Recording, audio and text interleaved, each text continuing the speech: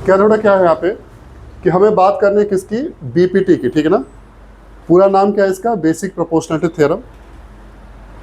जो मैथमेटिशियन ने इसको प्रूफ किया था या इसका यूज किया सिमिलरिटी को प्रूफ करने के लिए, उनका नाम था थेल्स, तो उनके नाम पे हम इसे थेल्स थ्योरम भी बोलते हैं।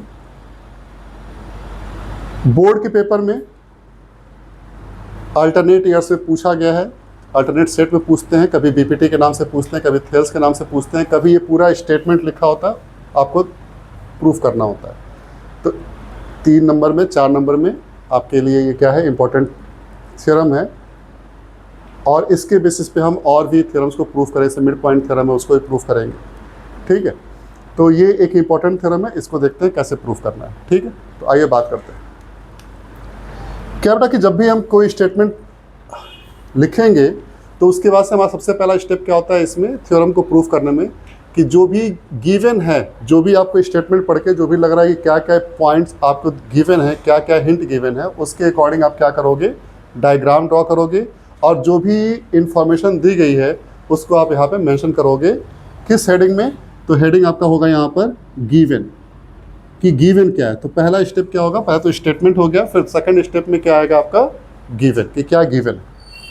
तो गिवन आप यहाँ पे कर सकते हो कि ठीक है, किसी ट्रायंगल ABC में आप यहाँ पे एज्यूम करो कि सपोज कि यहाँ पर कोई ट्रायंगल है ABC, और इस ABC में साइड BC के पैरेलल आप एक लाइन ड्रॉ कर रहे हो, जो कि रिमेनिंग 2 साइड्स AB और AC को 2 डिस्टिंक्ट पॉइंट D और E पर इंटरसेक्ट कर रही है।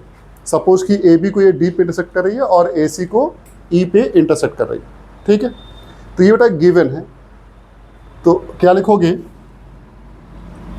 कि let ABC is a triangle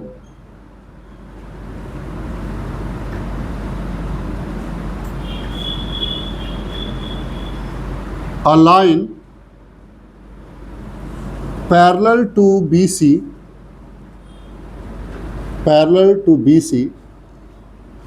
intersect AB and AC at 2 distinct points say D and E respectively। ये क्या है आपका गिवन, ठीक है ना। कि गिवन क्या है कि let ABC the triangle a line parallel to BC intersect AB and AC at 2 distinct points say D and E respectively। तो टू प्रूफ, क्या प्रूफ करना है बेटा यहाँ पे। अब अगली गिवन के बाद से क्या होगा, आपको प्रूफ क्या करना है। तो टू प्रूफ,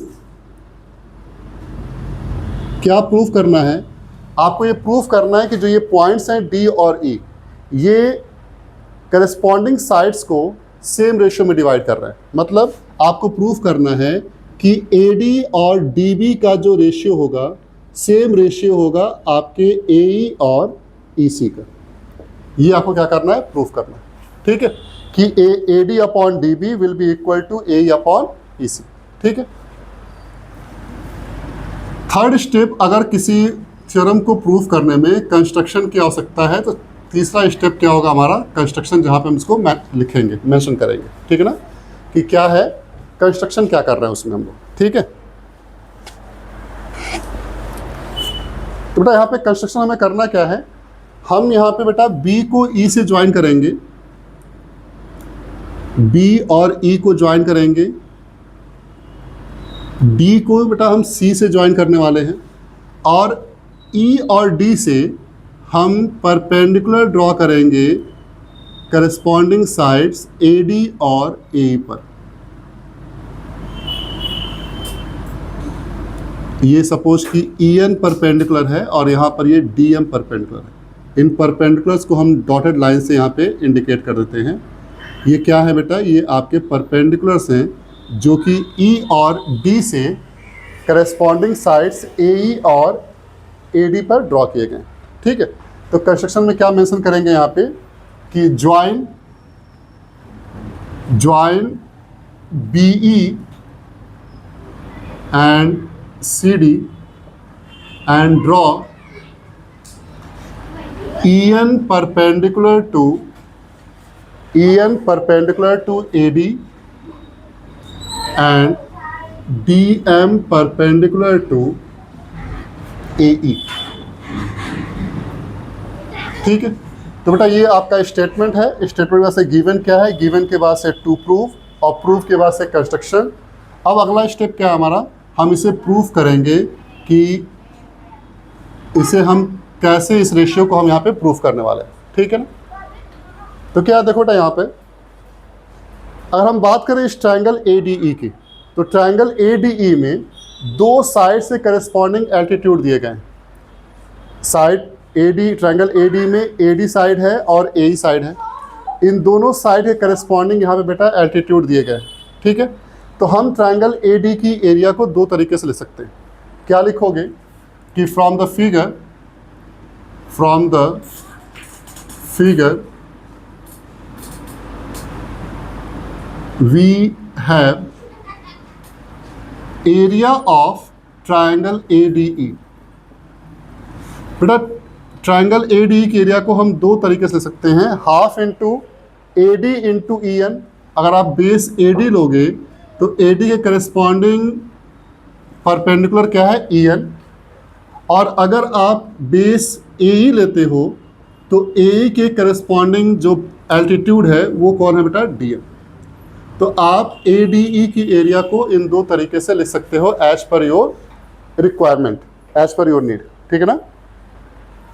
फर्दर अगर हम बात करें बेटा इनकी एरिया ऑफ ट्रायंगल, हम इसकी बात करेंगे एरिया ऑफ ट्रायंगल DBE की। बेटा जो ये DBE जो है, DBE आपका एक ऑब्ट्यूज ट्रायंगल, और इस ऑब्ट्यूज ट्रायंगल के लिए बेटा एक एल्टीट्यूड ड्रॉ किया गया है EN, जो कि BD साइड पर है। ठीक है, तो हम इसके according area of triangle BDE को लिख सकते हैं हाफ इंटू, अगर हम बेस लेंगे DB, अगर हम बेस DB लेंगे तो DB के करस्पॉन्डिंग एल्टीट्यूड क्या है हमारा यहाँ पर, EN। ये सेकेंड इक्वेशन हम कर सकते हैं यहाँ पे। और अगर हम बात करें एरिया ऑफ ट्रायंगल CDE की, तो एरिया ऑफ ट्रायंगल CDE में ये क्या हो जाएगा, हाफ इंटू बेस हम कौन सा लेंगे, EC, और इस EC के करस्पॉन्डिंग एल्टीट्यूड कौन है, DM। तो ये थर्ड इक्वेशन हो गया। करने क्या वाले हैं बेटा, हम सभी पहले इन ट्रायंगल्स की एरिया को हमने देख लिया। करने क्या वाले हैं, हम इन दो ट्रायंगल्स का ADE के रिस्पेक्ट में रेशियो देखेंगे और इनको हम इक्वल प्रूफ करने वाले हैं। क्यों, क्योंकि जो ये दोनों ट्रायंगल हैं BDE, जो दोनों ट्रायंगल BDE हैं और CDE, बेटा ये सेम बेस D पर बने हैं और बिटवीन द सेम पैरेलल। अगर आप इन दोनों ट्रायंगल को देखेंगे, दोनों ट्रायंगल BDE और CDE को, तो BDE और CDE दोनों सेम बेस D पर बने हैं। ठीक है, दोनों के लिए बेस कौन है, DE, और ये दोनों triangles same parallel, DE parallel to BC, same parallel के बीच में बने हैं। तो बेटा एक थ्योरम है कि triangles formed on the same base and between the same parallel are equal in area. तो बेटा इन दोनों ट्रायंगल्स की एरिया इक्वल होगी। अभी हम नेक्स्ट स्टेप में करने क्या वाले हैं, हमें इस अपने रिजल्ट को प्रूफ करने के लिए करना क्या होगा, हम इन दोनों ट्रायंगल्स का इस छोटे वाले ट्रायंगल ADE के साथ रेशियो लेंगे और उन रेशियो को हम क्या करेंगे, इक्वेट करेंगे। ठीक है ना। तो हम करने क्या वाले हैं यहाँ पे कि देयरफॉर अगर हम एरिया ऑफ ट्रायंगल ADE और एरिया ऑफ ट्रायंगल BDE, अगर हम इन दोनों का रेशियो निकालें तो इन दोनों का रेशियो क्या निकलेगा बेटा, ADE और BDE। तो बेटा BDE का एरिया क्या होता है, half into DB into EN, और ADE की एरिया क्या है, अगर हम इसके रिस्पेक्ट में देखें तो क्या है, half into AD into EN। हम उसी एरिया को लिखेंगे जिसमें एल्टीट्यूड सेम है। क्योंकि हमें इनको दोनों हाफ को और EN को कैंसिल करना है, ठीक है ना। तो यहाँ से हमें क्या मिलेगा, हमें इन दोनों का रेशियो क्या मिलेगा, AD अपॉन DB। इन दोनों का रेशियो मिलेगा AD अपॉन DB। इसे इक्वेशन नंबर A कर लीजिए। Therefore similarly area of triangle ADE upon area of triangle BDE अगर हम करेंगे तो बेटा इन दोनों का रेशियो हमें क्या मिलने वाला है, half into AE into DM upon half into EC into DM। तो DM से DM कैंसिल होगा, हाफ से हाफ कैंसिल होगा, हमें क्या मिलेगा, AE upon EC। Equation number B कर लीजिए। Since area of triangle BDE is equal to area of triangle CDE, reason क्या है, रीजन यहाँ पे आप मेंशन करेंगे, triangles on the same base and between the same parallel, तो बेटा ये दोनों की एरिया इक्वल है, तो बेटा ये दोनों रेशियो भी आपस में इक्वल होंगे। तो हेंस वी गेट कि area of triangle ADE upon area of triangle BDE, this ratio will be equal to area of triangle ADE upon area of triangle CDE। ये दोनों क्या होंगे, आपस में इक्वल होंगे। तो इक्वेशन A और B का यूज कर लीजिए, आपको क्या मिल जाएगा, तो we have AD upon DB will be equal to AE upon EC। और यही बेटा हमें क्या करना था, प्रूफ करना था। Hence, AD upon DB is equal to AE upon AC proof. तो बेटा हमें इसी स्टेटमेंट को प्रूफ करना था, इसे हम लोग बोलते हैं क्या है, बेसिक प्रोपोर्शनैलिटी थ्योरम। करना क्या है, जो भी स्टेटमेंट दिया गया, क्या है स्टेटमेंट, कि if a line is drawn parallel to one side of a triangle to intersect the other two sides in distinct points, the other two sides are divided in the same ratio. ये हमारा statement है। इस statement के according क्या है कि हम triangle ABC को यहाँ पे एज्यूम कर रहे हैं, BC के पैरेलल सपोज हमने कोई लाइन ले लिया जो कि AB और AC को D और E पॉइंट पे कट कर रहा है। हमें क्या प्रूफ करना है कि AD और DB का जो रेशियो है वही रेशियो AE और EC का होगा, ठीक है। प्रूफ करने के लिए बेटा हम करेंगे क्या, कुछ कंस्ट्रक्शन है। हमें करना क्या है, हमें इस ऊपर वाले ट्रायंगल ADE, इस ट्रायंगल ADE की एरिया का रेशियो हमें लेना है, किसके साथ, इन दो ट्रायंगल्स BDE और CDE की एरिया के साथ, ठीक है। इन दोनों ट्रायंगल की बात यह है बेटा कि दोनों ट्रायंगल सेम बेस D पर बने हैं और between the same parallel D parallel to BC। ये याद रखेंगे कि जब भी दो triangles if they form on the same base between the same parallel, तो they will be equal in area. तो बेटा जो ये ट्रायंगल BDE है और ट्रायंगल CDE, इन दोनों की एरिया क्या होगी, इक्वल होगी। तो अगर आप इन दोनों ट्रायंगल्स का सेपरेटली रेशियो लोगे अगर ADE के साथ, तो वो रेशियो क्या आएगा, सेम आएगा। Area of triangle ADE upon area of triangle BDE, ये रेशियो इक्वल होगा area of triangle ADE upon area of triangle CDE। आपने इक्वेशन A और B में प्रूफ फाइंड आउट किया है कि इनका रेशियो किसके बराबर है, AD अपॉन DB के। तो रिजल्ट क्या मिलेगा, AD upon DB is equal to AE upon EC। तो बेटा ये आपका बेसिक प्रोपोर्शनल थ्योरम है, नोट कर लेंगे और इसे प्रैक्टिस कर लेंगे जितनी बार प्रैक्टिस करना है, ठीक है।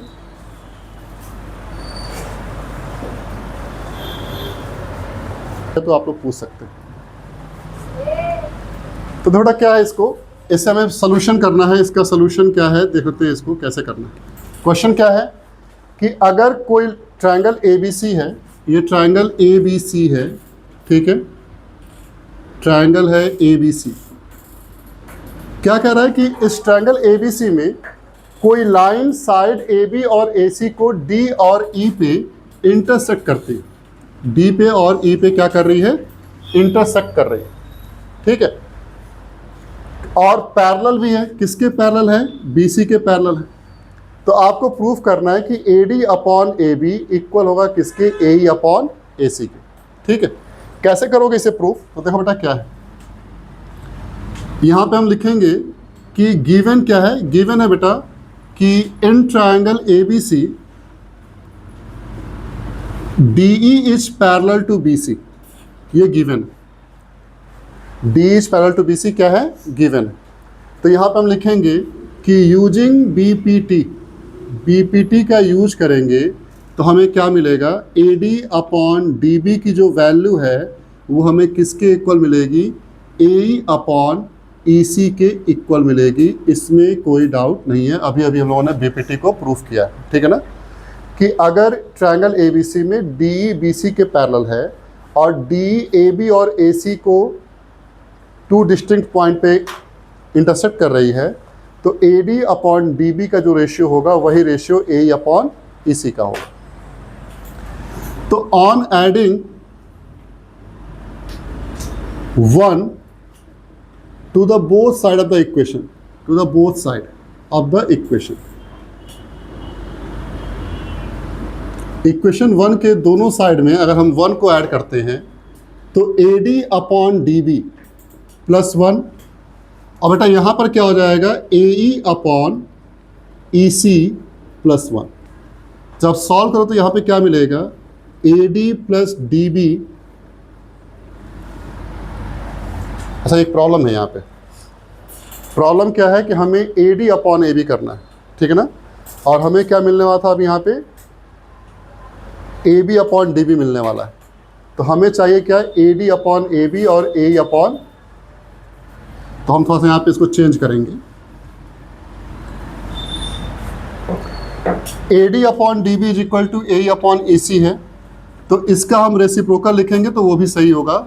हम क्या लिखेंगे इसको? D B upon A D is equal to E C upon A E. आप इसे 1a कर लीजिए, कोई दिक्कत नहीं। अब on adding 1 to the both side, to the both sides of equation, above equation, क्या हो जाए बेटा? यहाँ पे D B upon A D plus 1 is equal to E C upon A E plus 1। बेटा रिजल्ट क्या मिलेगा यहाँ पे? अगर आप इसे ऐड करोगे तो क्या मिलेगा? D B plus A D upon A D, और इधर क्या मिलेगा? E C plus A E upon A E. तो रिजल्ट क्या हो जाएगा? A B upon A D, और बेटा ये क्या हो जाएगा? A C upon A E. या फिर हम इसका फर्दर अगर रेसिप्रोकल करें तो हमें क्या मिलेगा? A D upon A B is equal to A E upon A C. तो ये याद रखेंगे कि अगर किसी ट्रायंगल में कोई लाइन थर्ड साइड के पैरेलल है, किसी एक साइड के पैरेलल है, अदर टू साइड को डिस्टिंक्ट पॉइंट पे कट कर रही है, तो इस छोटे वाले पार्ट का रेशियो, ए डी का रेशियो इस पूरे के साथ जो होगा वही रेशियो ए ई का इस पूरे साइड के साथ होगा, ठीक है। तो ये कोरोलरी में आता है, यहाँ पे क्वेश्चन के रूप में है, इसको नोट कर लीजिए आप लोग।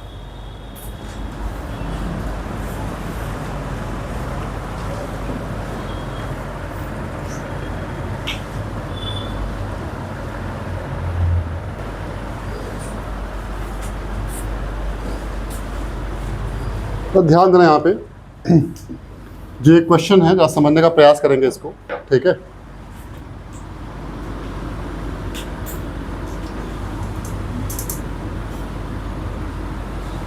तो क्वेश्चन क्या कह रहा है, ये भी बीपीटी के बेसिस पे ही सॉल्व होगा, ठीक है ना। और ट्रेपेजियम केस है, अब तक हम लोगों ने बीपीटी कहाँ अप्लाई किया है, कहाँ पढ़ा हम लोग? ट्रायंगल में पढ़ा है, ठीक है ना।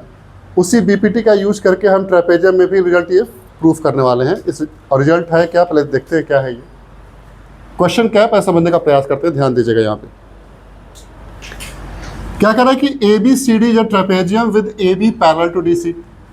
आपको मालूम है कि ट्रेपेजियम क्या होता है, एक क्वाड्रिलेटरल है जिसकी one pair of opposite side क्या होती है, पैरेलल होती है।